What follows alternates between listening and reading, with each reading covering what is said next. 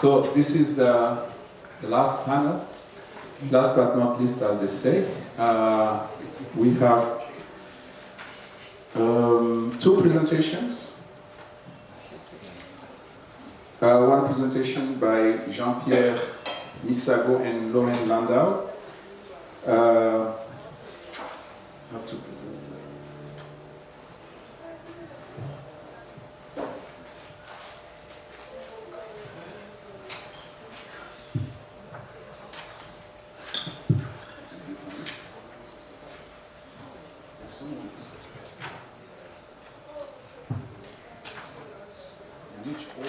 Okay. So it's actually the order of the chronological order of presentation. I know this is not the biographies. Files at the end and they're all alphabetical. Okay. So Dr. Jean-Pierre Misago is a researcher with the African Center for Migration and Security, ACMS, at the University of Witwatersrand. His research focuses on migration, identity and belonging, social cohesion, xenophobia and violent outsider exclusion, and governance of migration and human mobility. His recent publications include linking governance and xenophobic violence in contemporary South Africa, political mobilization as a trigger of xenophobic violence in post-apartheid South Africa, and politics by other means, all three published in peer-reviewed journals. The last one is a book chapter, I believe, in the political economy of xenophobic violence in post-apartheid South Africa. And Loren Landau is the South African Research Chair in Human Mobility and the Politics of Difference, based at the University of Witwatersrand, South African Center for Migration and Society. Is it the same center? Yes, okay. And his interest includes mobility, multi-scale governance, and the transformation of socio-political community across the global south. He has published The Humanitarian Hangover, Displacement Aid and Transformation in Western Tanzania, Forging African Communities, Mobility, Integration and Belonging, and I Want to Go Home Forever, Stories of Becoming and Belonging in South Africa's Great Metropolis. Well, I say AN, but in fact there are other publications. Contemporary Migration to South Africa, for the World Bank, and exercising the demons within xenophobia, violence, and statecraft in contemporary South Africa. So I'll just give you the floor now, 20 minutes, and take questions, then Karl will follow. Thank you for the introduction, and thanks to everyone who's got us here. We realize that we stand between you and half the hour, so we try to be as quick as possible, reward those of you who stuck it out. We're going to do this as a kind of tag team presentation. This is based largely on field work that Jean-Pierre himself has done, but we've been trying to think through some of these issues together for the last 10, 15 years. For those of you who are not familiar with South Africa's particular form of xenophobia, it builds on, and some of the rhetorics are similar to what you would have heard elsewhere in the world, in Europe, United States, parts of Asia, but in true South African fashion translate into tremendous and highly visible and theatrical versions of street violence. This is a picture, a professional news photo from the violence that occurred in 2008, which was the kind of violence, the xenophobic violence that captured the world's imagination and really put it on the map here as a political issue. This was the incident that kind of kick-started that round of violence. This is, I think Garth mentioned this yesterday, Ernesto Alfabeto, who was burned alive not too far from here, in front, as you can see, of the police. These are some scenes from 2007-2008, where the violence, which spread across really about Gauteng, this province, and Cape Town, ended up displacing somewhere between 30 and 120,000 people. We don't know for sure. These were refugee camps, basically, that were set up just outside of Johannesburg for foreigners who were displaced from South African townships during that time. At that time, there was a sort of political statement that this would never happen again, that this was a great shame to the country, that this was something that South Africa, that wasn't in line with South Africa's values. And while we may not like foreigners, we don't support killing them on the street.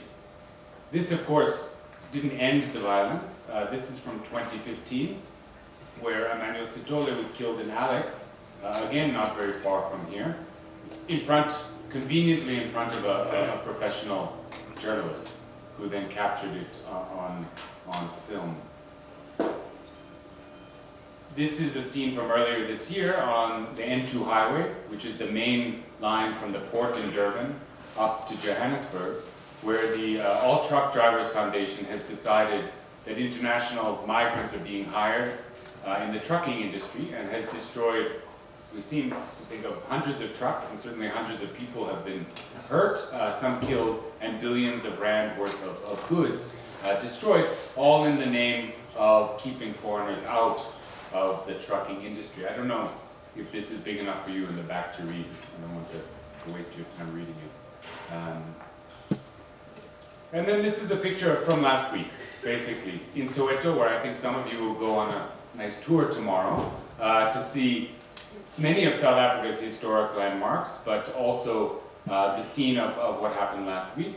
This was in the wake of violence in the inner city, where the police had launched a raid on basically foreign informal traders.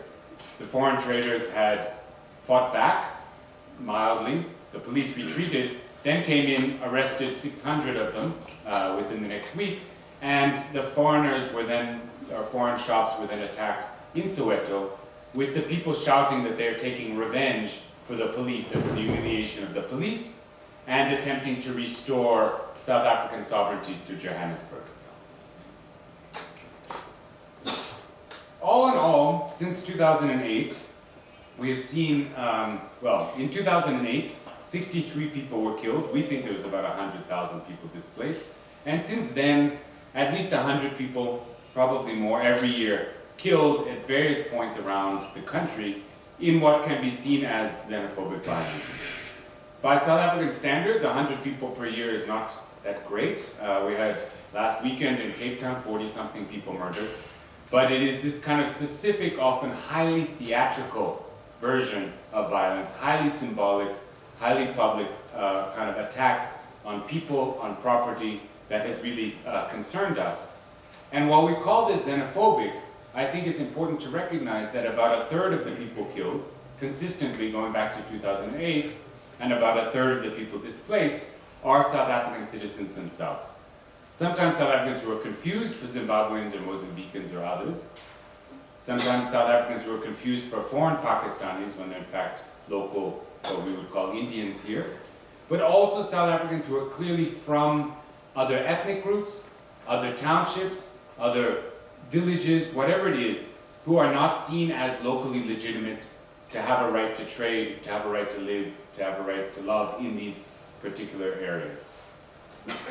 Coming out of this work, which was initially just an exploration into what is going on, we're really asking, what does this mean? Is this vigilantism, is this violence a threat to the South African order, state order, definitely a threat to the constitutional order, but is it a threat to the state order, or is it something else? And an argument is essentially that this is a form of statecraft, and this is reinforcing the idea of the South African state. Not because it reinforces the South African Constitution, which it definitely does not, but rather it is consistently done in the name of the state and embeds local violence within a discourse of statecraft, but also the way in which, and we'll talk about this now, the specific kind of political economy of the violence works as a way of linking local legitimacy with state actors and building a kind of system of what we've called indirect rule through a kind of two-way protection rackets. Right?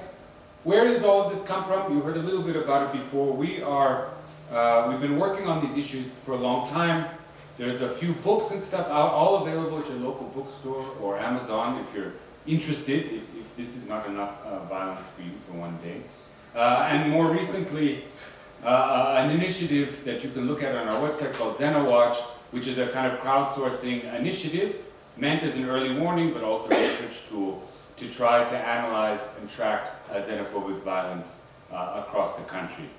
There are a few other people in the country working on this sort of issue, but unfortunately it's mainly us, so the research that and the evidence that we're drawing on is mainly work that we ourselves have generated across the country. I'm going to now turn over to JP for the much more interesting part of the Right, so perhaps it's not a surprise that the virus has attracted a lot of attention from the media, from academia, from politicians everywhere. So explanations have been given by a number of groups and people. The South African government or the state, it's denialism, it's just crime and not xenophobia. But also other explanations have ranged from ideological explanations, including capitalism, neoliberalism, Afrophobia, from economic and material deprivations, from political explanations, particularly focusing on the legacy of the political past. All these, our research shows that all these explanations are important, or these factors, but they don't give us the full picture. In particular, they miss an important element in the various causal chain, which is the current political motivations of the violence, which of course include the state at different levels. And this has led to intervention responses by civil society that focus on target the poor in the formal settlements and townships without retargeting the origin of the violence. So what our research shows us is that this violence is embedded in a long history of discourse of exclusion, which portrays migration as a threat to the state, to the nation state, to the citizens' lives and livelihoods, or to socio-economic order. And the violence is usually done in name of protecting the state, protecting the nation, protecting citizens. Of course, this discourse has started a long time ago, but as we just heard, it continues today. Where does violence happen? Almost everywhere, in all provinces, in big cities, towns, informal settlements. But the most affected provinces remain Gauteng, Western Cape, and Durban. Oh, KZN. Durban is not a province. KZN is catching up. As we speak, there is violence in Richards Bay. In Gauteng, of course, many areas are affected. But in most cases, violence happens in areas that look like Deep Sloot. Deep Sloot is one of the biggest townships in the country and in Johannesburg. These areas are characterized by very rapid urban growth. You can see in only this picture now, you see in only less than 10 years, you can see how things have changed, how the population has grown in just less than 10 years. So this area is also characterized by high mobility and fluidity, very complex forms of sociality that make service delivery and governance very, very challenging. What happens in these spaces is that because the formal governance is not able to provide the services, they lose the councillors, the street committees, they lose community trust, and they are no longer the leaders of the community. And that leaves some kind of governance vacuum that is eventually occupied by informal leaders who use violence for their political and economic interest.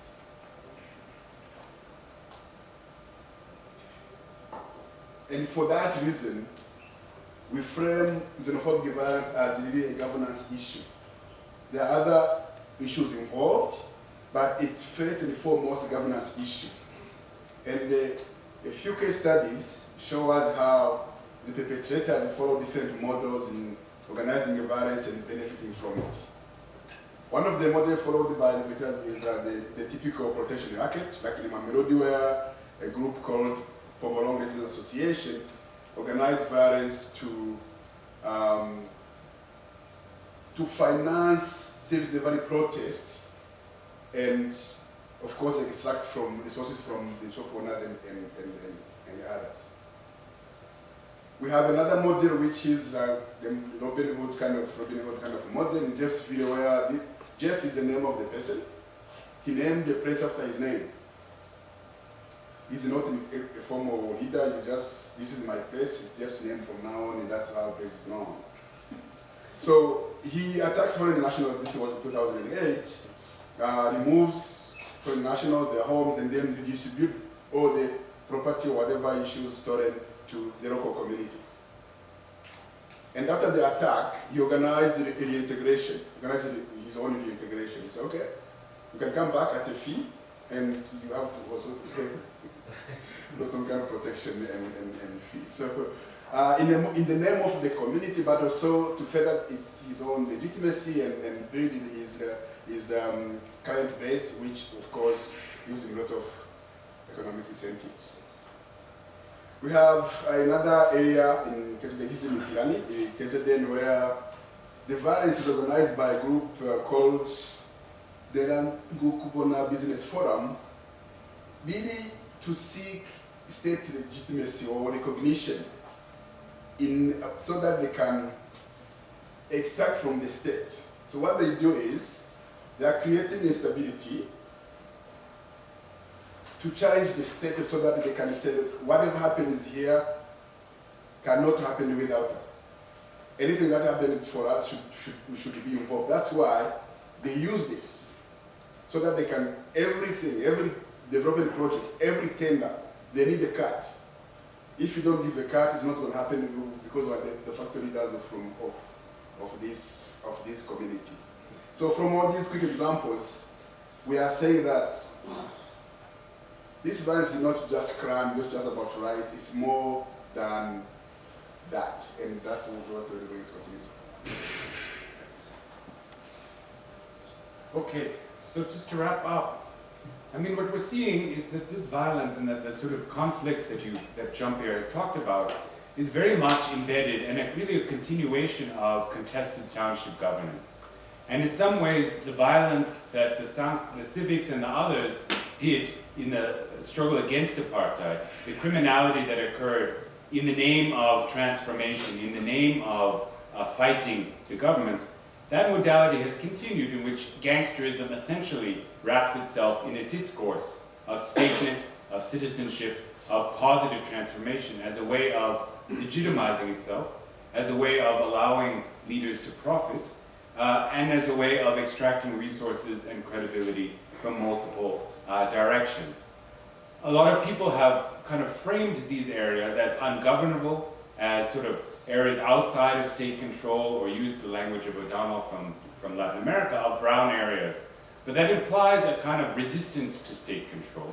And we're suggesting that a lot of what they're doing is actually trying to embed themselves in stateness, but as the arbiter of the state, of trying to bring the state to them as they extract resources from the citizenry, and hence make a connection between national and very localized politics in a way that doesn't suggest that this is either an area outside of the state, a zone of exception, but rather it is a different kind of political incorporation that is hybrid, highly spatialized, and bases and creates a kind of citizenry that is really spatial. We heard before, yesterday, about citizens living in areas under customary law, and in some ways this is parallel, in which the customary law is being defined through violence on an almost daily basis, right?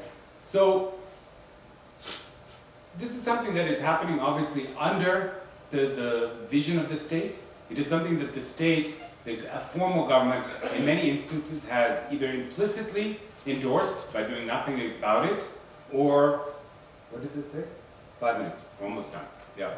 Or in some cases used very explicitly and continues to use as a kind of indirect rule, right? Where they make the deals with the people and they say, look, we're not coming in, we have pulled out, we're not building offices there, we don't have any interest in being there. The state doesn't want to come into these areas because then it becomes the locus of concern, of contestation, of anger. Rather let somebody else do it, someone else manage that place, and make an arrangement through patronage networks, through kinds of complicity, through kinds of exchange. So what we're seeing is the emergence of protection rackets serving as a kind of indirect rule over some of the fastest, most populated, fastest growing and most populated parts of the country. What this means in the long term remains to be seen, but if we follow this trajectory, this is not something that the government is seeking to control. They're not trying to move into these areas. Deep Slit, which JP talked about, got its first police station only 15 years or so after 100,000 people were living there. And the police still have no interest, and they're in fact scared to go into large parts of it. They remain on the outside and govern it indirectly through the gangsters that are there. The police, others move in, sometimes in highly symbolic ways, but often just remain on the outside and allow and observe the violence to occur, and allow a kind of definition of insider and outsiderness, of citizenry and of the state to occur under the guise of the state, and importantly, in its name. So that's where we're going to end, and we'll hand it over to Karl for the real grand finale.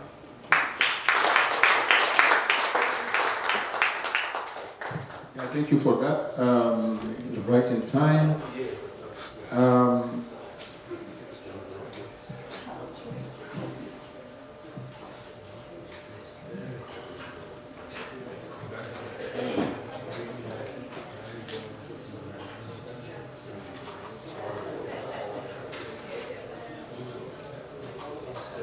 It kind of feels weird to fly from the other side of the world and introduce Karl von Holdt to an audience in this club. Yes. Every 5 minutes? Okay. So I shouldn't introduce you? No. Okay, that's kind of a relief. Just mention the German extraction when you introduce. No way. Lynch him. Die.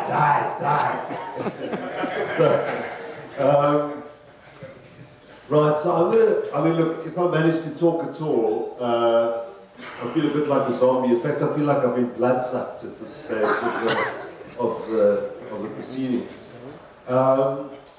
But I'm going to talk about something that crosses over and I think links to what Jean-Pierre and Loren talked about. And this is like popular politics in kind of quite similar areas.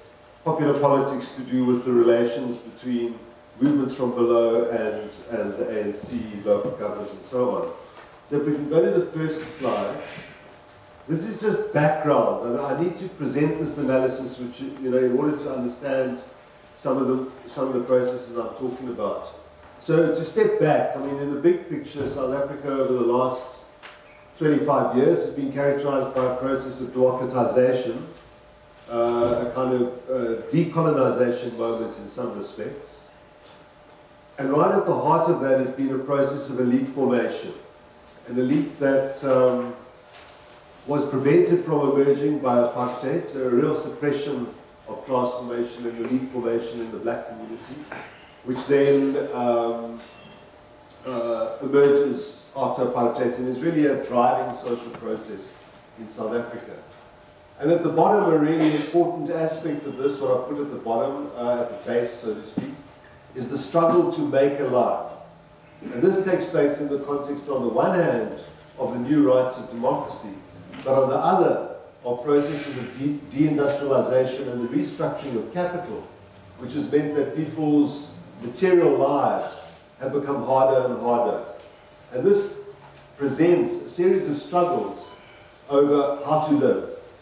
That is to do with jobs, a place to live, public order, the routines of public order for very precarious people, knowing that tomorrow is a bit predictable is a really important element.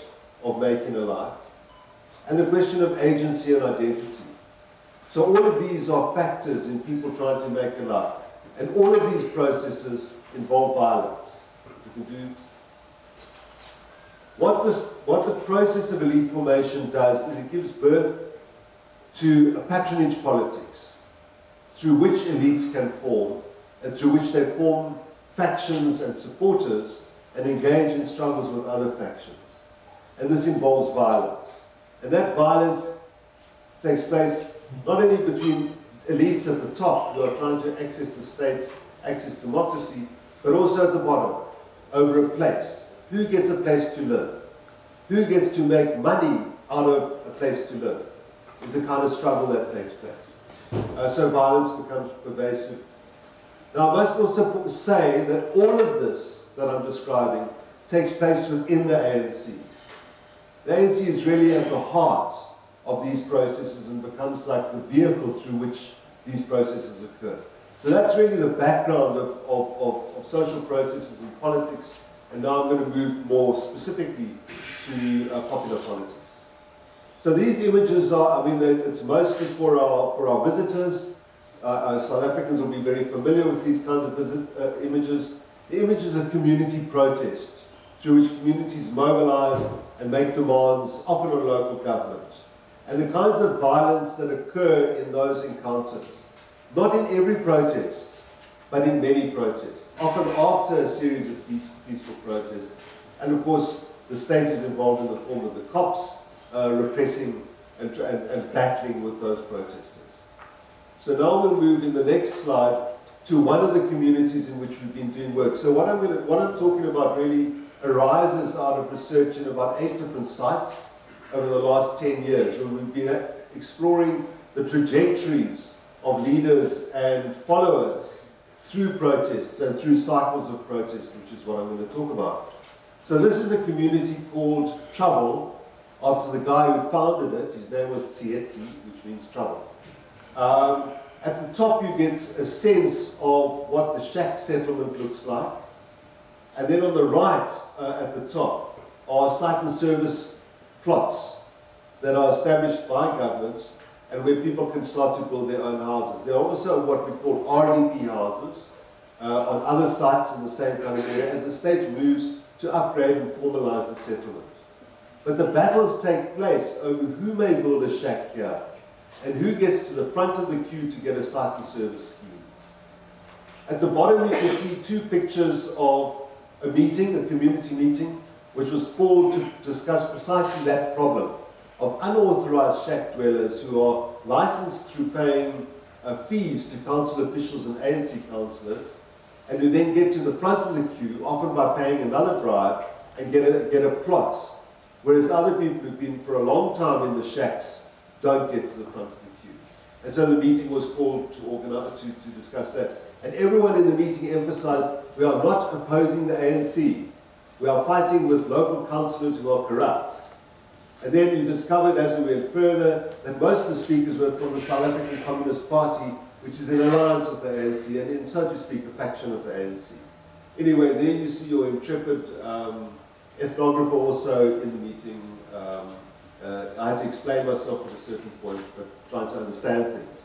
Okay, so move to the next slide. So to give you a sense of the kind of violence I'm talking about, these are 2 quotes from youth who are engaged in battles with the police.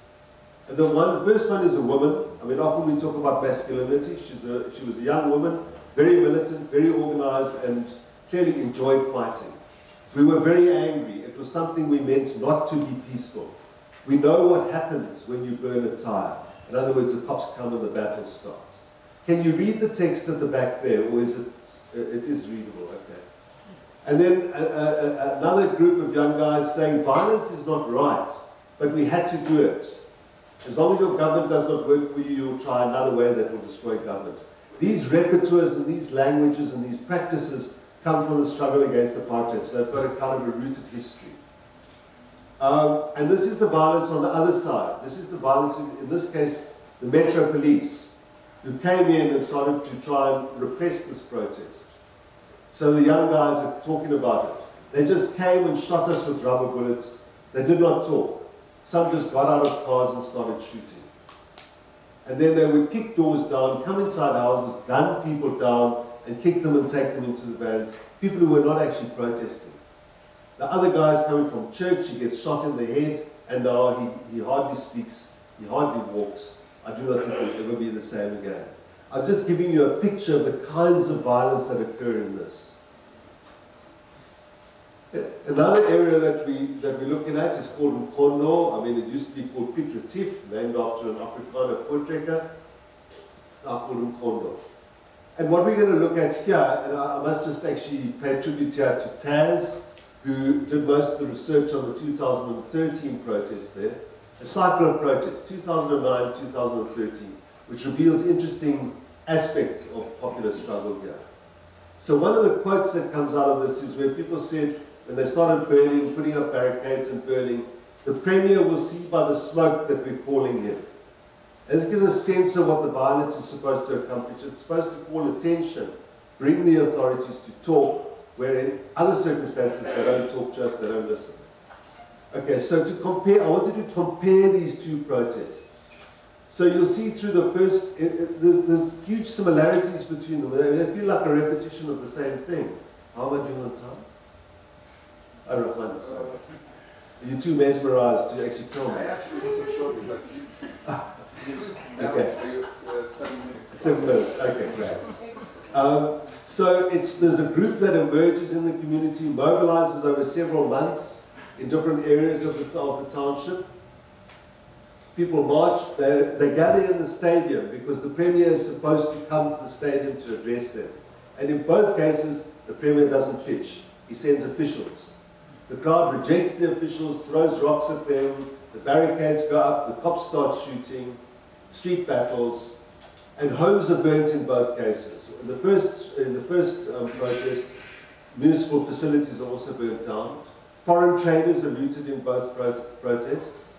2 protesters are shot dead the first time round, but not by the police, by private security guards outside the mayor's home and outside one of the other homes.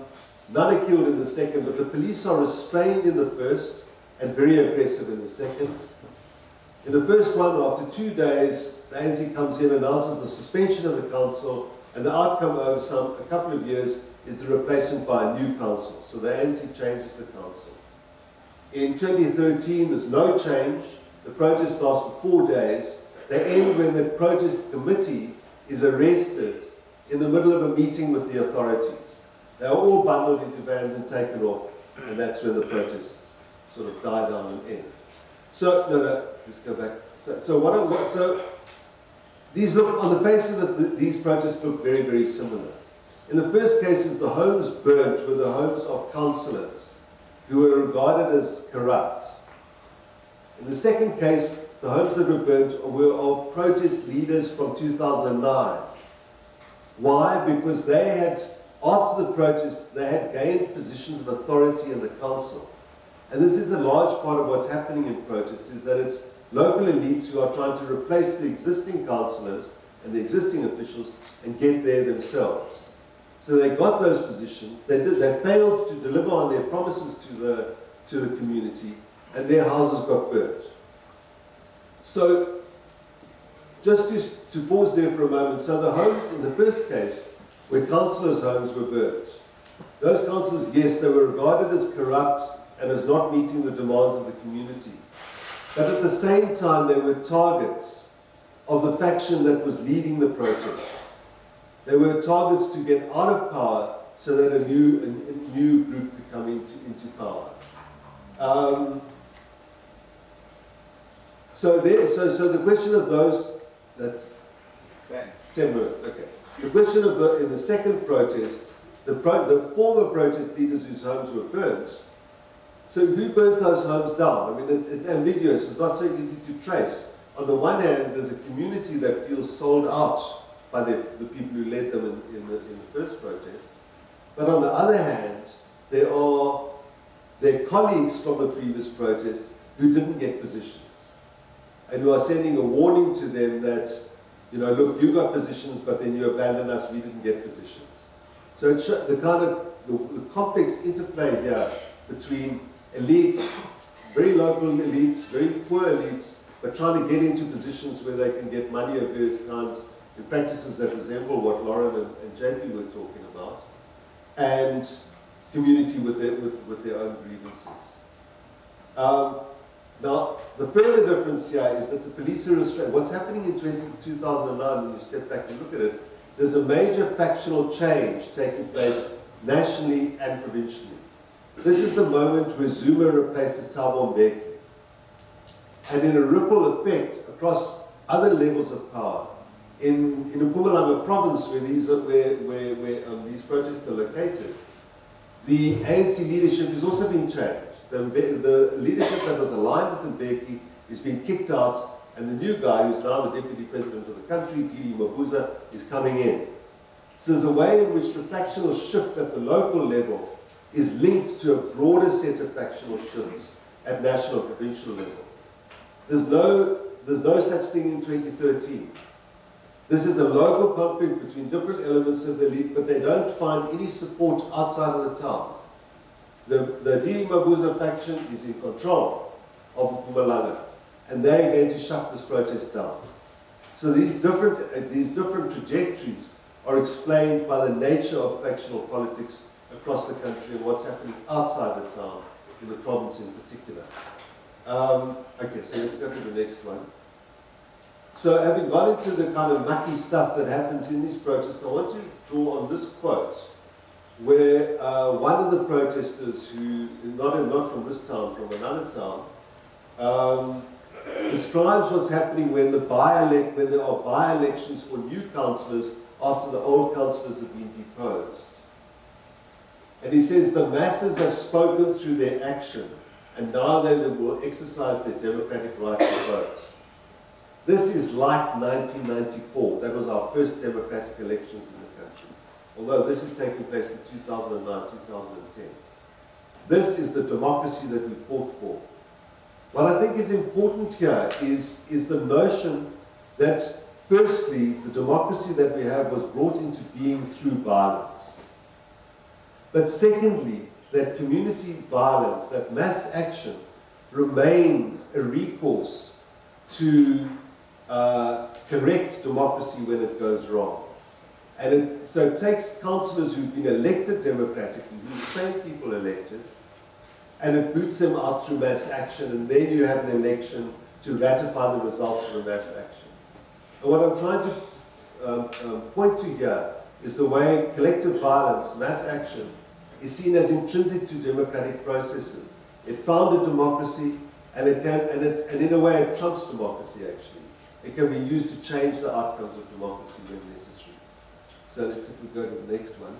So looking at violence and democracy, violence enters democratic processes in the sense that it challenges the elected councillors and representatives and creates the occasion to have fresh elections.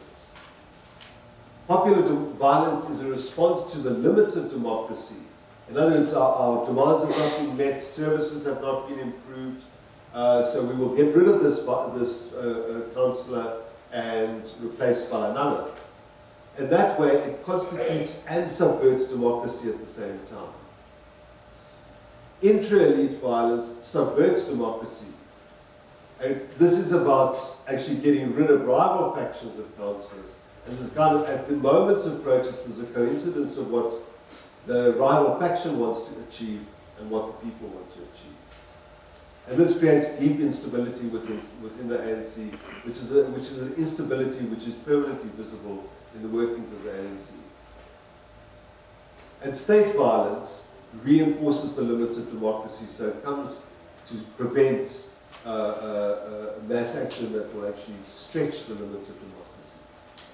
So that's the first kind of theme of what I wanted to look at. Is that now 15 minutes? Okay, so let's go. So this is just to look at agency and subjectivation. Can we go? So this is moving from the political kind of level of popular politics to the intimate personal level. Can we go to the next slide? So the same woman as before. It was exciting. We are angry, but at the same time we're enjoying it. And another young guy saying, you enjoy the feeling of unity and that you are fighting for something important. We are proud. You had the police attention. But there's a counter experience, which is that of those whose homes are burnt down, those who experience the violence, a kind of collective violence. So the speaker of the council in another town, my home is destroyed, it is war, I won't regret if I do something bad, I would have done what as a head of a family I had to do, I want revenge. And this is part of the explanation for the cycles of violence that occur. So there's a way in which agency is created through this violence where young men in particular who are unemployed, who don't have other means of recognition or agency, explore that through, or experience that through these confrontations. On the other hand, the victims of the violence experience a loss of agency, a loss of power. Okay? So that's, I mean, it's a social role of fighting. It's not just a personal agency through enacting violence, but also the social recognition you're doing it on the part of the committee. So, can we go to the next slide? So here I want to look at the power of violence, which emerges through that story, in particular of the two protests. Go to the next slide. So it's pervasive. So in that second protest, in the 2013 protest, where the homes of the previous committee were burnt down, many members of that committee said they felt threatened and they felt fearful. They went into Mozambique to get wooty and guns to protect themselves. There's this sense that there are violent ways of doing violence that are pervasive and spread in different ways through the community. It returns in cycles. So those who were the architects of violence in the first protest become the victims of violence in the second protest. There's a way in which violence moves and in which it can go, you know, it can be deployed in that direction and it comes back, it boomerangs. It has multiple meanings and, it's governed by moral codes. So there's several stories which emerge out of both protests, where a councillor is sitting inside their home. Well, firstly, where someone in the crowd that's coming to the home phones the councillor and warns them, get out, because they're coming, you know, we're coming, and we're going to burn down the place, so move. They don't want to kill the councillor, they don't want to confront the councillor personally. In other instances where the councillor is there, they report that the crowd, in some cases, spent up to an hour outside the house, debating whether to burn this house. There was one case where the councillor lives with her parents, and the crowd debated, should we be burning this house down when it belongs to parents? And decided in the end that that would be unfair, and they didn't burn the house down. So there's this sense that there are moral codes which govern the limits of violence.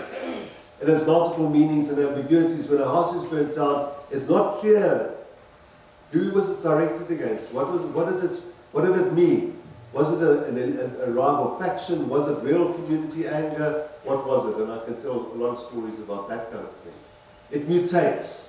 It starts as a protest against the state, it becomes xenophobic violence. And it takes various other forms. It invites counter-violence. When the cops come in, when the barricades come up and the cops come in, you know, this is like a dance that both parties know very well. That we're going to engage each other in these kinds of violence now. And there's a way in which violence invites counter-violence from both sides all the time. And it's ordering, it's creating new orders, but it's also destabilizing. So, in sort of a summary, I want to say that violence is protean, that is, it adopts different shapes, different forms. It's promiscuous, it has many partners, and it's productive. It produces new orders, new leaderships, new factions, and it produces also disorder. It produces resistance. Okay, if we go to the last thing, the dream. So I really want to go to the next slide. I want to emphasize here the dream of peace. So in all the communities that we looked at, that's 0 minutes left. Okay, so now I'm in insurgent time. I'm sorry, I'm taking the time that you guys ended a bit early. 2 minutes. So. Yeah, 2 minutes. Okay, great. So there's always an argument against the protest discussion. So the clinic's burnt down, the community hall is burnt down, and the protest leaders justified by saying these were there under apartheid. They're not new, they're not better, they're not good enough for us. But the old ladies in the community say the clinic should not have been burnt down. Because now we have to go to town to get our blood pressure pills. And our knees are sore, we have to pay for a taxi. Or youngsters who study in the library say that it was wrong to burn that. So there's an opposing argument. And vigilantism, which is part of this. I mean, so I'm not going to go into that. But there we have anti-crime. This is my comment earlier to Nicholas. An anti-crime street patroller who's in the CPF, who on the one hand faces the cops who don't police the community, and on the other violent criminals who threaten her and her patrollers. And she says, you know, I'm a brave lady. I fight crime. I'm proud of what I do. Some people are presidents, others are pastors, and I'm a crime fighter. Right? Never mind that 3 years later, she actually is caught out selling one of those plots for 15,000 and has to flee the community. So there's, you know, the ambiguous way that you can cross over law. And then opposing xenophobic violence also happened, big attacks in that Tsietsi place that I spoke about. And where some people try to mobilize xenophobic violence, the ANC and the CPF they went out and preached that you can't take over the law of the state, that this is the state's business and we have to support the law. So what I'm trying to point to here is an argument, in all of these cases, an argument in the community over what's right and what's wrong. So finally, a wonderful quote from a community in Bloemfontein that went through a particular process, which I can describe later if necessary. But the outcome of it was that when neighboring communities came and encouraged them to engage in xenophobic violence, they rejected that. They said, we don't do that here. And they also reject protest. They say, we are building this community without protest. And there's a quote from one of the leaders. When we toy, which for the visitors is a form of very militant protest, it's a kind of a war protest. When we toy, we become violent. What are we teaching our children? Are we not teaching them also to be violent? So I'm trying to draw attention to here that right through all of these episodes of violence that we're talking about in this colloquium probably, there's this dream of something different, of a state of peacefulness, a dream of a just state, of an orderly state, of a different kind of life. And we don't see much of that being met, but I think it's really important to take that seriously. What would it take to build that dream and to, in a sense, reduce the levels of violence and find different ways of living together? Which I don't have answers to that question at the moment. Sorry. And that's really, so I think where I wanted to conclude there is on the way our democracy involves violent protests, violent processes in the struggle over who gets to be democratically elected. So behind the elections are these violent processes. And at the same time, that politics of violence produces violent citizens. Citizens who say, the only language our government understands is violence. And so violence is this language of exchange between citizens and the ANC. Thanks.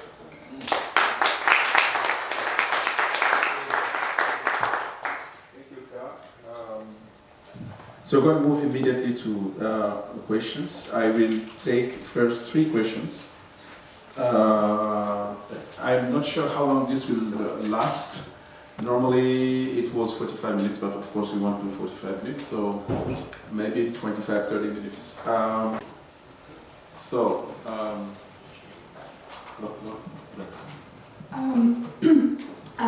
it's Hannah.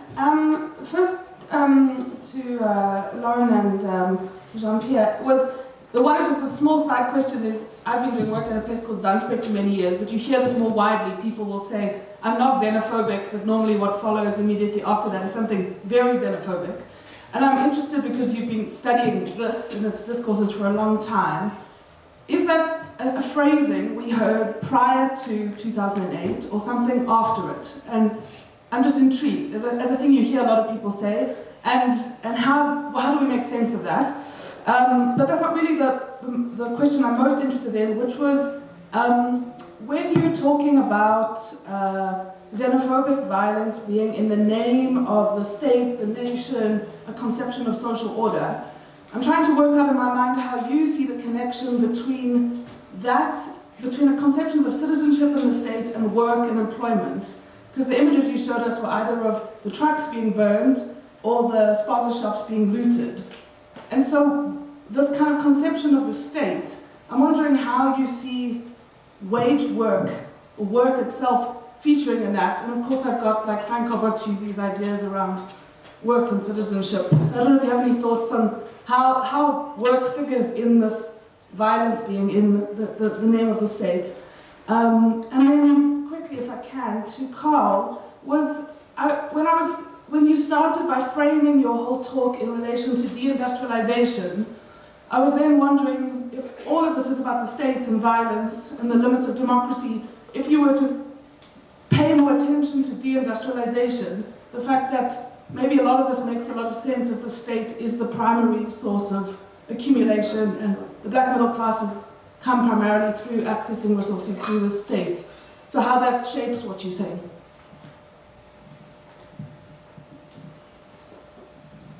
Okay, thank you. I just have one very trivial question. It goes to Karl. Or maybe my question can go to anyone who can answer it. But I hear all your theories in your explanation. But what I fail to understand is the race aspect. You know, when there's a xenophobia violence or whatever violence, it's always blacks on blacks. How do you explain that? You know, I hear all and I understand what you're saying, but that race aspect, I don't get it. Thank you.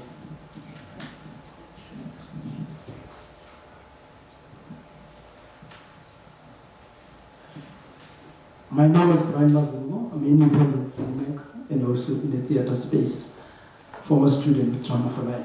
My comment, I think it's for all of you.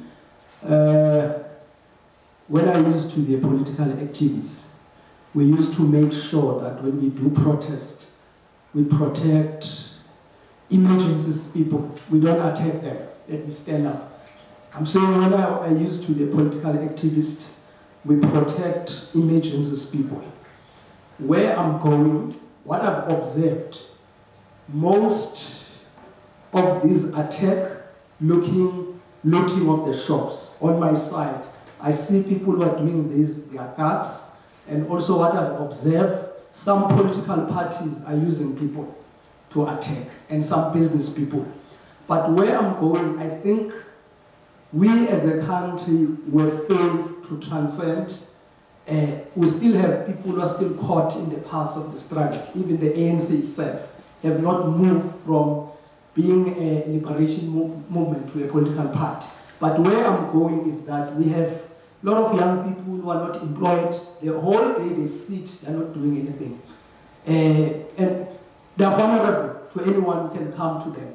So I'm thinking maybe what we need to do, I'm imposing this to all of us, is that we can look to means of how we can make people employable. If they can work, maybe they cannot create this xenophobia, because so that we can use, because that's the biggest challenge, because when people, they don't have food, I'm not saying it's because they're not working, but it's what I've seen, they are vulnerable, people, they use them. So can't we come up with mechanisms which can drive people to be self-employed, to do certain skills? Yes. I'm going to let them respond. We have a second. Who wants to start? All right, I can start.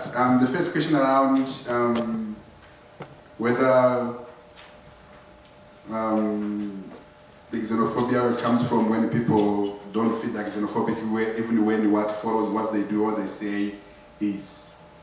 I think that's something we see in research often.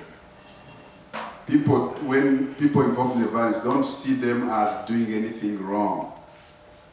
They see it as a legitimate fight to protect their lives and livelihoods.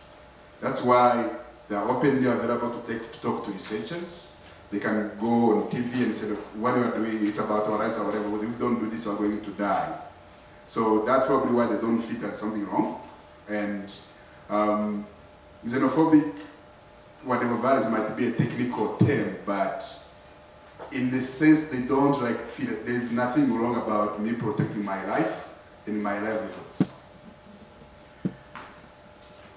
Connection of violence and the state and employment, that's one element. But we also have instances where employment and jobs are not the key factor. We have seen people attacked because of the accused of selling drugs, of pimping, or being involved in prostitutions and housing.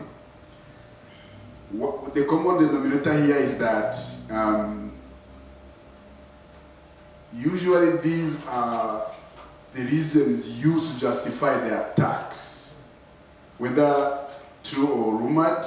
These are the reasons people use to justify the attacks probably have been planning for that. But it's not just about unemployment, it's not just about livelihood, but also about other social issues people want to invoke whenever they want to try to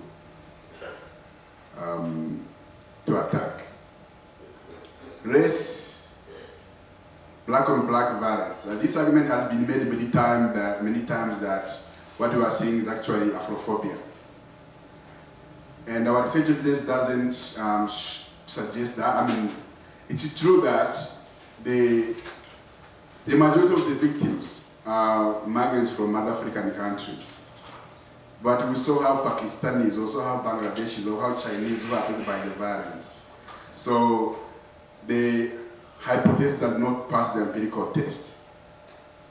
It doesn't mean the Africans are not affected more, but what we see is that those who are targeted are those who present an immediate threat to people in certain areas. And we usually hear each community attacking foreign nationals, as if every member of the community is involved. That's not true. How can a lady or somebody who is renting a shop to somebody go and attack the shop him or herself? That's not true. What happens is that there are influential groups in those communities who organize the violence, sometimes targeting vulnerable groups like unemployed and Yaope boys, to attack, to further their own interests. Economic, sometimes it's local business associations, or sometimes just aspiring politicians like Jessica mentioned. It's done in the name of the community, but usually it benefits a group of people. So the language of Afrophobia, again, that is used often, is, in my opinion at least, trying to show that what is happening is because of somebody else or something else that made us hate one another. And as I said earlier, it hides the ongoing or current political motivations we have to look into.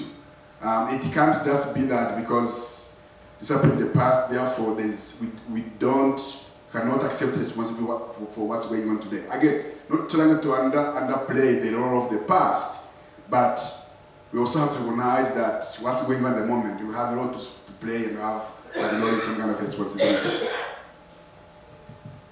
I'll just try to make a few comments. I think, to some extent, the language of xenophobia and the denial of it reflected the possibility of shame. And I think that possibility has now actually disappeared. And so, whereas in the US, you have Steve Bannon and others saying we must celebrate our white nationalism, like that is about protecting the nation. That language is now normalized on the street, and unfortunately, recognizing the political value of that language from the street, it has now been adopted unapologetically by the political elite, right? And that, to me, is also part of why this is a statecraft project in which it discursively links street-level gang violence with political transformation. And it is being done, whether it is at the national level or the local level, in the name of work, but more importantly, in the name of radical transformation, however that is understood and intentionally kept vague. It is done as a way of restoring the hope that has been lost by 20 years of mismanagement, 20 years of corruption, and saying, look, it is, as Karl said, the possibility of a better future. It will come by removing this demon that has stolen that future from you. And often the foreigner or the outsider is presented in the way that as a third force, as an agent of global capitalism, as an agent of white monopoly capital, as an agent of whoever it is that has robbed South Africa of its future. And by, I mean, this is the language we've used before, by exercising that demon, you can restore yourself to grace. You can restore the nation and reclaim the hope that it lost somewhere since 1994, right? In terms of protection, I think it is important to also, so that's this kind of macro discourse around it. But effectively, a lot of the violence that we've seen, particularly the protests, the relation to public protest, is that these protests need to be seen in the way that we see a self-financing medieval army. They finance themselves through looting, right? So these local leaders want to present themselves to the state as having popular support, but most people in the community can't be bothered to go protest, can't be bothered to put themselves at risk on the ground in front of the police. They only do so if there's something directly in it for them. And so what's continually happened is the promise is made that if you come with me, protest in front of the mayor's office, stand on the barricade, on the way home, you can eat by taking from the Somali, the Pakistani, the Bangladeshi, etc. And so we also need to understand that these protests that we're seeing are led by entrepreneurs who are financing them on the back of looting of the outsider. In the process, though, they help define who the community is, who's the right community, who's allowed to be in that space. Right, so I've got my own microphone. Thank you. So I'm going to emphasize something a little bit different from what Loren said now in terms of protests. But before getting there, I wanted to put this slide up because I think that it's got quite a lot to do with xenophobia, vigilantism, protests, and this is the struggle to make a life. So in trouble, again, to refer to that, one of the issues when was a fight against councillors who were accused of selling access to RDP houses and to site and service schemes. And one of the things that they were accused of was selling these to foreigners before local people, because these were foreigners who had access to money and could buy these plots and so on. So the struggle over a place to live gets bound up with this issue. Also trading. So in many of the cases, and particularly in that cycle of protest, local traders told us that no, we support that. We don't support, of course, violence against foreign traders, but they are a problem. They mustn't come back into the community because they're rivals to us. And that's about the struggle to make a job, to make a revenue, to get a living. And these struggles are very fierce, very ferocious. There are limited opportunities, and they're accompanied by all kinds of violence. So our work also encompassed looking at xenophobia, and in the main, xenophobic violence, if we put it that way. In the main, our results were very similar to Jean-Pierre and Loren's results. But I do want to stress, and I can't, given the time, it's difficult to stress everything. But in the protests that we looked at, we did not find any, evidence of the kind of thing that Loren's talked about now. But we talked rather about the dual nature of protest, where residents have got real grievances, real burning grievances. And there's a sense, so if you look at, there's a dual nature to it. The elites are involved as well in mobilizing protest. So that can lead to a conclusion, which is that the masses are being manipulated. It's part of the truth, but there's a way in which, from what our research is suggesting, is that there's a way in which residents and communities who've got burning grievances are also using those elite factions to have their voices heard. And that's because being heard is not enough. You have to be heard inside the ANC. And if you can find an ANC leader who will raise these issues, that really gets you heard. We've got cases of protests that went nowhere until that sort of alliance was forged. And then they were heard. They got their representatives in. But unfortunately, their demands are not met. Well, only some of them are met. So you have this kind of continual interplay between a kind of more autonomous action. And in all our protests, we find an autonomous moment where the masses are actually holding their leaders to account and saying, are you still on our side or are you doing something else? And there's this kind of interplay. But then when the protest is over, they move into ANC branches and try and get them elected in by-elections or whatever.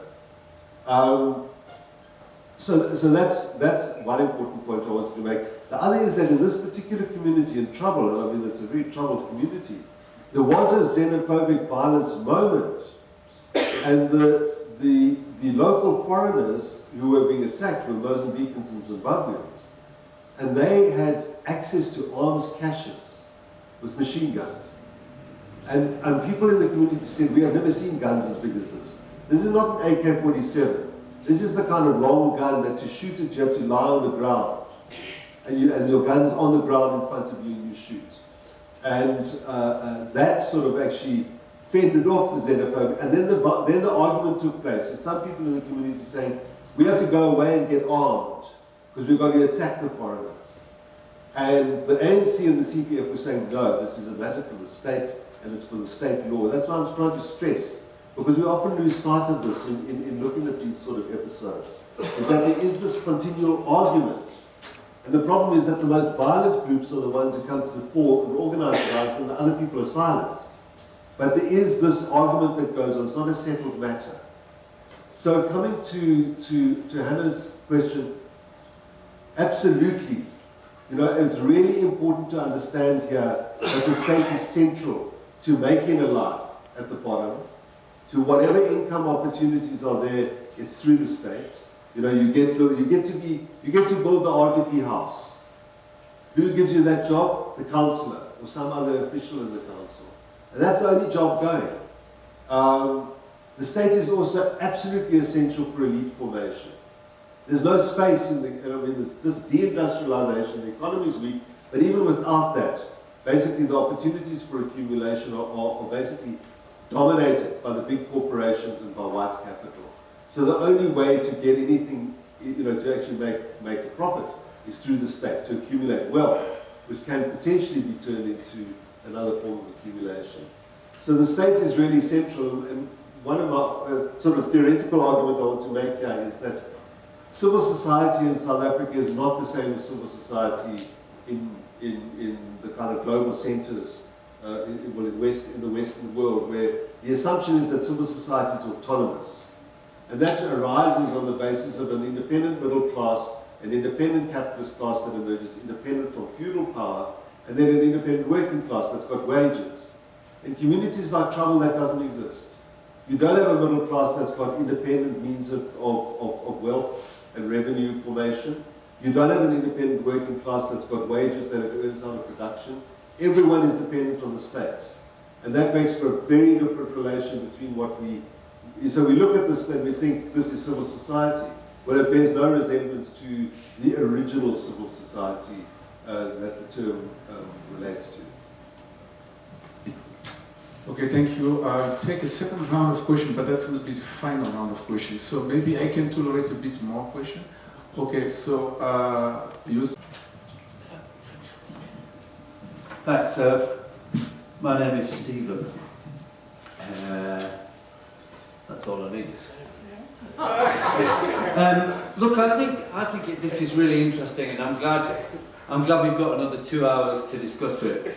But I really can't help thinking that, you know, a lot of this is linked by what could be defined as, in a sense, and I know I've discussed this before with Karl, is a sort of the violence and also the manifestations of violence through xenophobia, through what can only be described as a continuing crisis of representation. And I think we've got to get hold of that and interrogate it more deeply. Because in my time as an official for the Municipal Workers Union, which was a long time, and I'm still involved to some degree, every single place you go to, everybody says, who is representing my interests? Who is looking after me? Who is going to sort this out for me?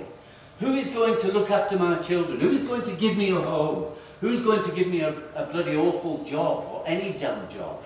And so that crisis of representation of who represents your interests seems to me to be completely inescapable. And, I hasten to add, It was I consider it to have been a deliberate malformation of the democratic dispensation that was won in 1994.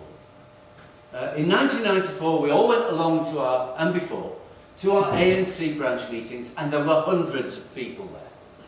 There literally were hundreds of people. I went along to mine. My first ANC branch meeting, there were over 250 people there on a cold night. 2 years later, there were 12. There were 12. So there was a massive decline of seeing the ANC structures and the state structures at local level through ward committees now are completely and utterly discredited because they represent nothing and nothing can be done.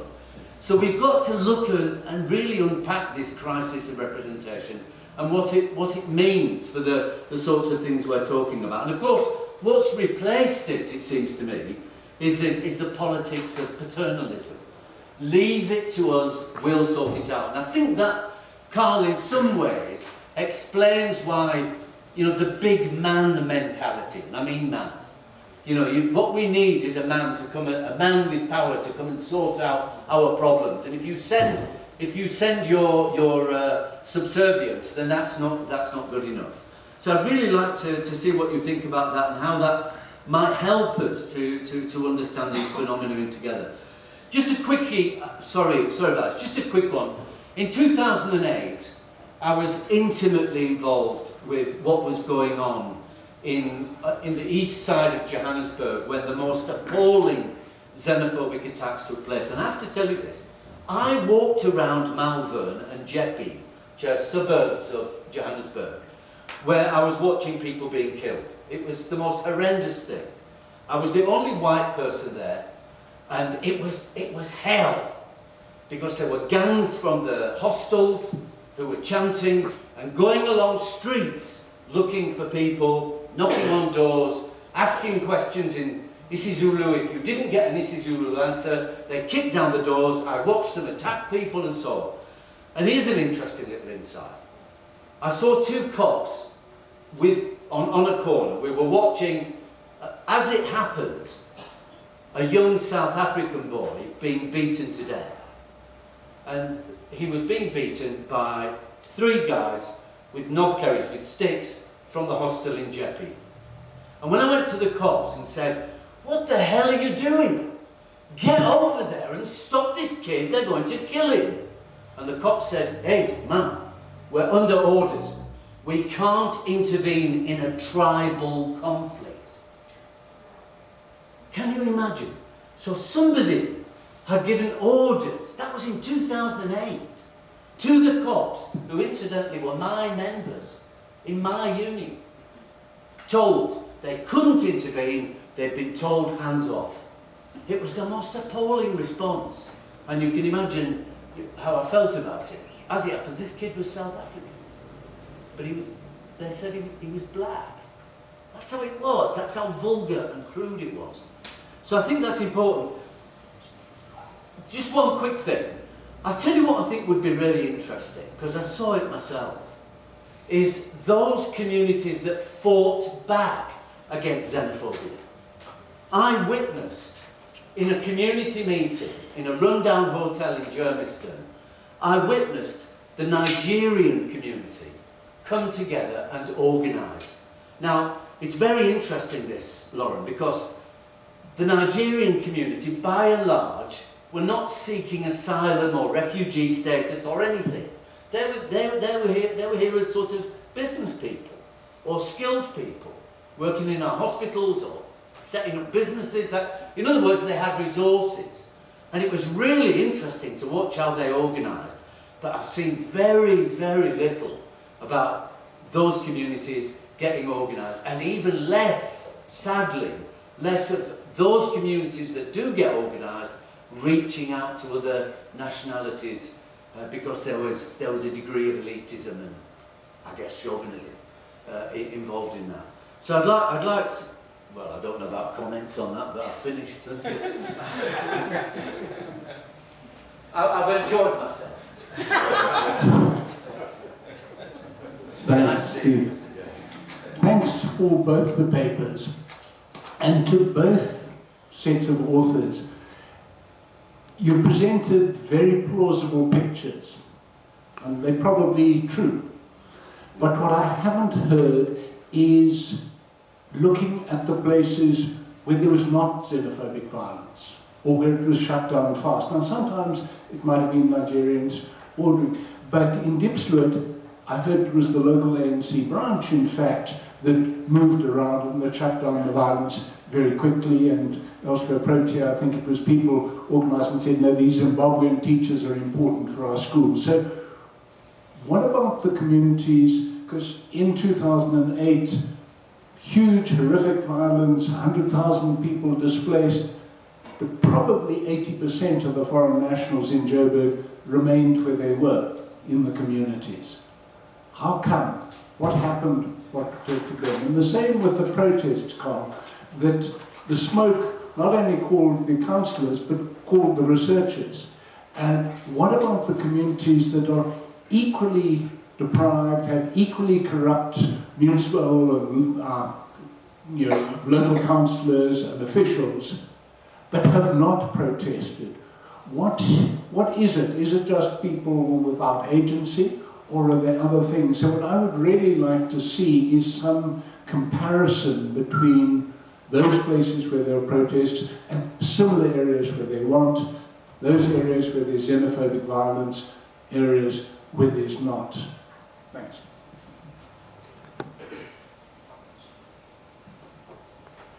Okay, thank you for those great presentations. Karl, and actually Jean-Pierre and Loren,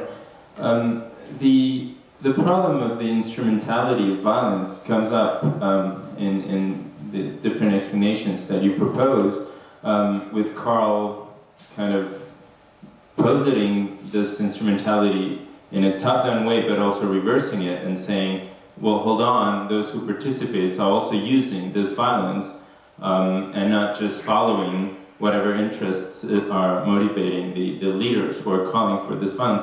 And the question I have, which might need another colloquium, I'm sorry, I'm asking it at the very end, but is what can the relationship be between that and use of violence as a political instrument and the meaning that it takes, which are far more fluid and, as you said, Karl, in your presentation, evolve, including during the process itself, the meaning changes. And I assume that the meaning can also be different from the different people who are taking part in that protest.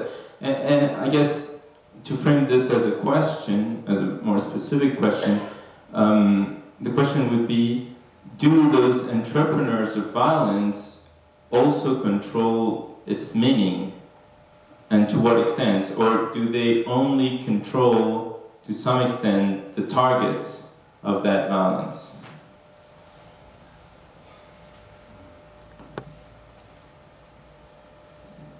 Thanks, thanks Karl, thanks JP, thanks Loren.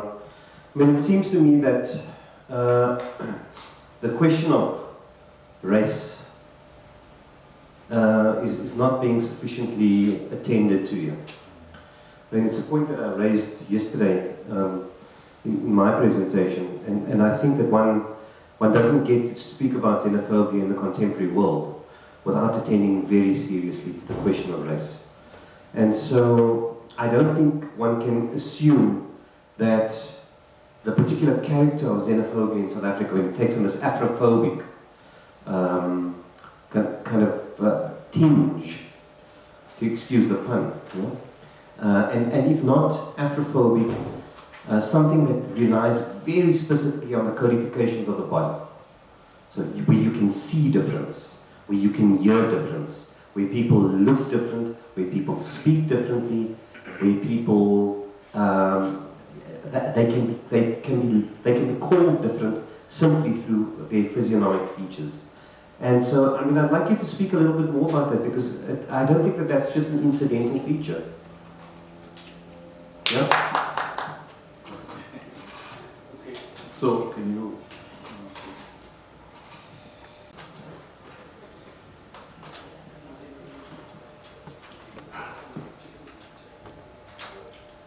Okay, so yeah, I'm gonna answer one question, then Loren gonna ask the others that were related to us. So the question around what happens in areas where there is no xenophobic violence, what's going on in those areas? The first thing I think I need to say is that xenophobia manifests itself in different ways. Violence is one of many manifestations of xenophobia. So foreigners living in areas where there haven't been that visible violence doesn't mean they haven't experienced xenophobia. Different forms include, for instance, being denied services because of who you are. You go to a clinic, you're not saved because that's not violence, but it's not the violence killing itself. When there is, like we see all the time, this kind of selective by law enforcement, where you're checking licenses or fake goods or whatever counterfeit goods, or you are targeting only businesses owned by people. So there are many ways in which outsiders are affected by xenophobia, even if they don't live in those areas where we have seen these violent kind of eruptions. The second issue I need to mention is that xenophobia and violence are two different things. Xenophobia is a feeling, and then violence is one of its expression. But the studies have shown that even in areas where that expression hasn't taken place, many people across all race, gender, and ethnicities have negative attitudes towards foreign nationals. So outsiders living in other areas also feel the presence of governance. Now, what distinguishes areas where there is violence where there is not? At least we compared a few areas that are most similar, like in the rackets, for instance. There is violence on one street, there is no violence to the next street. What's going on? We tried to really check these more similar cases, what was going on. And what we found out, the difference was the governance. In areas where the leaders resisted or mobilized communities to resist the violence that did not take place, despite elements trying to bring the violence there, or elements from within trying to take the violence. So that's when it didn't happen, because it was that kind of governance that did not offer that kind of opportunity structure for the actors to strike. Yes. Right, just to build on that, I mean, a lot of times what we've seen is resistance. Obviously, the Nigerians defending themselves is one thing, but the South African communities that have stood up against xenophobia have done so not in the name of constitutional values or tolerance. They've done it out of self-interest, out of protecting their own property and their own interests. And in some cases have promised to peacefully remove the foreigners so that gangs don't have to come in and destroy things. Because once a fire is started, of course, it spreads. Right, so there is that, but what we've seen is the real difference is where the institutional, or where the kind of authority is stable, there's no violence. The violence occurs where authority is contested. And the definition of community, in one way or another, is a way of building a constituency to support a single authority to take over or to establish power in an area. Right, and so the reason you have it outside of hostels is because they're linked to one political party and they're afraid of losing power to another. Where one party is in control, unless the party is fighting itself, which happens a lot, there's typically not this kind of violence. So there's some very specific things, which I think also gets to Garth's point about what is the sort of added value of discussing this in terms of race. It's obviously part of the story, right? About who is it, as you were speaking yesterday, who can be killed? Who can you walk in front of a policeman or a car and stab in the back and know you will be unpunished? Race is in South Africa particularly, but globally, is a very compelling ordering principle of explanation. But it doesn't explain much about what we've actually seen. It doesn't explain why you have to be in a particular place to be violated. You can be black and in some places and be safe. You cross a line and suddenly you become something else. You become a body that can be killed. And that is not just based on race, and it's not just based on physiology. We've seen fights in Ermelo because the next township over was getting jobs and we weren't. Right? It's between people who look, for all purposes, can be the same, except from where they're seen as being from.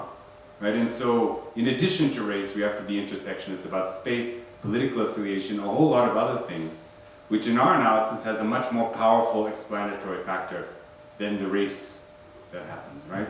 So that, I mean, not to say that I think at a global level, clearly, if we're looking at the European response that you were speaking about yesterday, the black body is something inherently viable. But in this case, it's very useful to say that it's a question of race, but that doesn't actually help us explain the specifics of the violence. And I think just getting back to Stephen in your question about representation, it is very clear that a lot of people feel as if the government has been taken from them. The ANC has closed a lot of its chapters. The meetings, as you said, have just sort of dried up. The party list system means that we are electing councillors who represent these people who are afraid to go into the communities that they represent. Often because the people who mainly vote are from the wealthier parts, and the councillor feels that that is their constituency, and the poor on the urban edge are not their support. So there's an anger and a distance and a sense of alienation. But the question is, do they want representation? And then the politics that we've seen, this kind of language of representation include a sort of implies an understanding of the public and a civic identity. And that's not what we see. What we see is people want material benefit. They want power, they want authority. They do not want to be part of a contestation. They want what was promised to them and they've not got. And I think they've ceased to believe that representation is the way to get that. Right, so, yeah, so, I mean, I think in order to follow on from the discussion that Jean-Pierre and Loren have engaged with, and Tim, come to your question, Tim. So, I mean, I couldn't go into any kind of depth here, but I mean, we do have a country example, which is Bokfontein, which I alluded to very briefly. So, there are a lot of foreign nationals in that community, or were at the time of the 2008 xenophobic violence. And the nearby community approached them and said, let's mobilize together against the immigrants, and they refused. And they said, yeah, we are all children of Africa, and we all live together, and we're not going to engage in this violence. The question is why? Well, it's the age-old social science problem when the dog doesn't bark. How do you explain that? So in this case, I mean, part of our explanation, at least, is it was a community that had been racked by violence. It was made up of two displaced communities from two different places. A lot of violence between them, both South African communities. And then the community work program came in. In fact, there was a pilot in the community work program. And they had the advantage that they went through a month-long workshop that Sariti organized, using a methodology that had been developed on Frarian grounds in Brazil, actually, which brought into the open these conflicts and allowed them to engage as a community with them and work their way through the issues and move to a position where we are going to change our own lives. And they had resources through the community work program, which is, so there's a workshop, a process, but also resources. Another factor here is that this is a kind of outlying area, no municipal offices, small part of the ward, so the politicians are not there. They're not a factor. And they rejected the xenophobic violence in the midst of all of this, of what was going on, the kind of stuff that Loren and Jean-Pierre were talking about.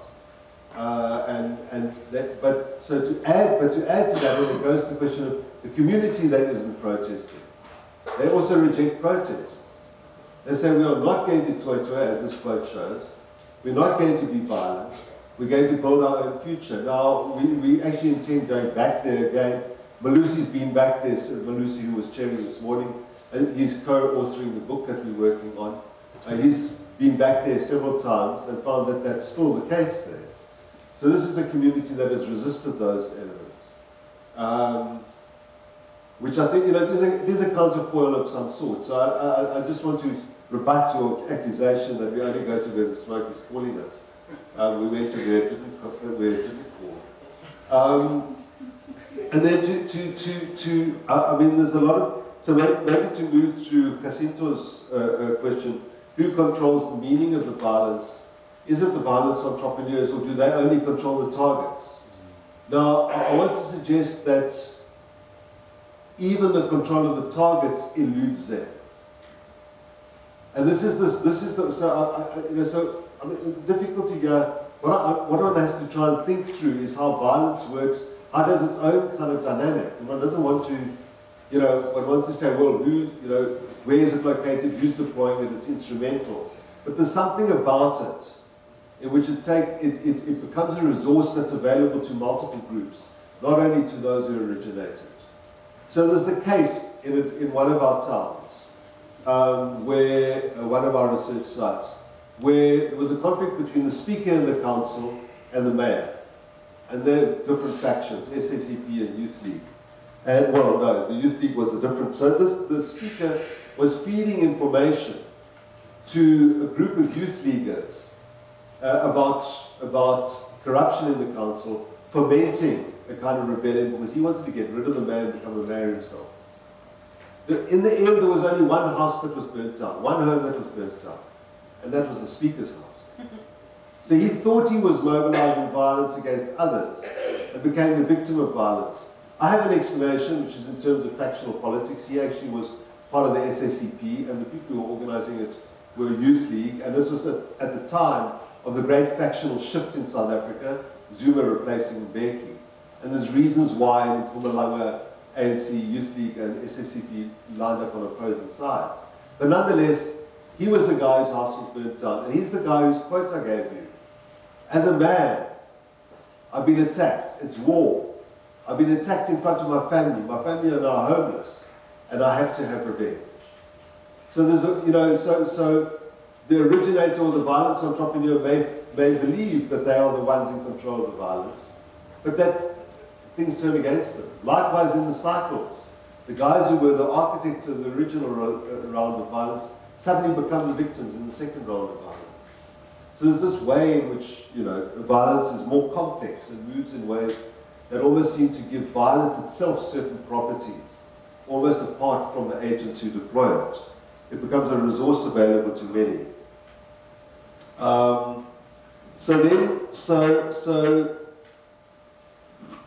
To then go to the crisis of representation. So, I think that it's right that there's a crisis of representation, but it's a kind of a complex one, and one that's got perplexing dimensions to it. The conclusion we've come to through our work is, as I said, that there's this dual nature to these protests. I'm not talking about the xenophobic attacks. There's something different in many ways. But there's a dual nature. The one is the grievances of the people who live in certain places, burning grievances, and they want to do something about it. The other is the interests of various, organizational elites who might want to use the protests for their own purposes. But there is this autonomy, there is this kind of movement, and there's a way in which the crowds select people as spokespeople, and those people are in the ANC. And the reason why this happens is because the ANC is the dominant factor in local politics, in the distribution of resources. So we found interestingly where protesters haven't achieved their goals, sometimes they've experimented with joining or starting an EFF branch. And after 6 months or 2 years or whatever, they come back to the ANC because they can't get the access to the resources through the EFF that they can through the ANC.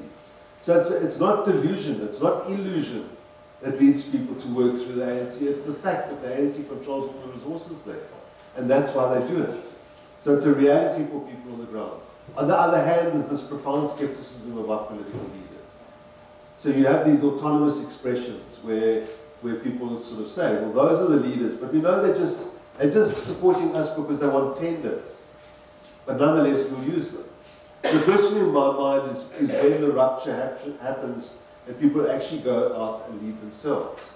But here again, I want to refer back to what I said about on the first evening about Marikana, that many of the biggest and most powerful mass protests in South Africa over the last few years have been protests that have deliberately avoided representation.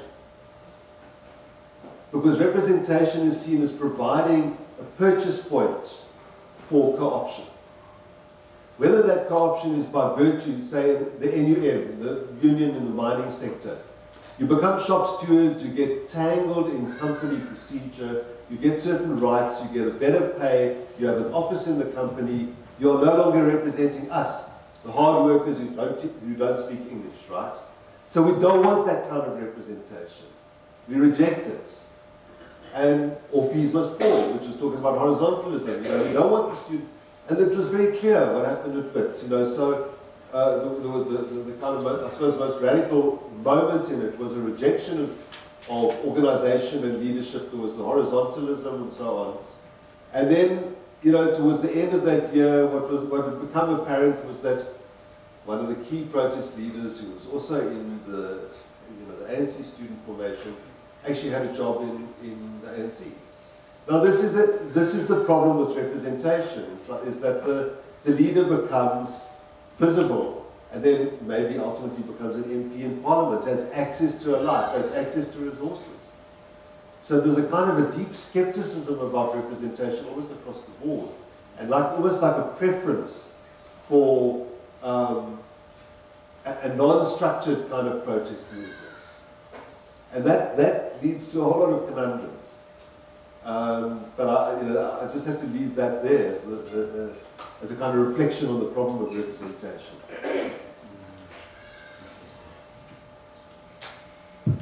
Just quick one around the meaning of the violence. I mean, I think from our research we see something that's slightly different from Karl, because some of these groups that start the violence, they frame the meaning from the beginning. They mobilize communities around a certain cause because there is something that is bothering them, but also in the name of the community. So they are interested in framing the meaning of the violence from the beginning.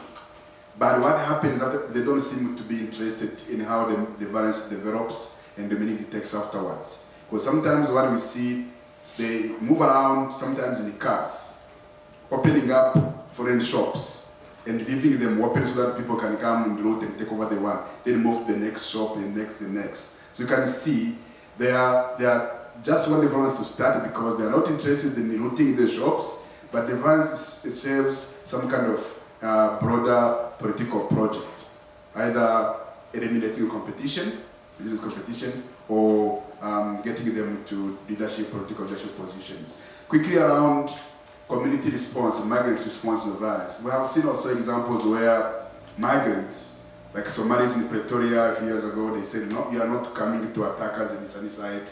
We are going to mobilize to protect ourselves and our families. They did. But we have also other responses by migrant communities. And in some of instances, they made the situation worse. You have heard Somalis buying now arms. Shopkeepers are acquiring and the rest is firearms. And then every time there's an attack, they shoot somebody. When they do, then the violence, it becomes worse. One of the key trends again emerging is that most foreign shop owners are now paying protection fees. Sometimes you go in an area that where violence happened, you see some foreign nationals still operating as if nothing happened when others have been intended and bent down. You can see like, okay, so I know what's going on. I cannot do that work on the police for protection. I'm going to pay the local gang for protection so that they can. There are a lot of negotiations going on in those spaces to protect lives and livelihoods by different groups.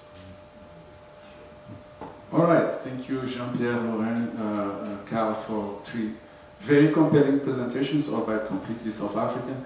I think that led to a very rich debate, so they deserve a round of applause.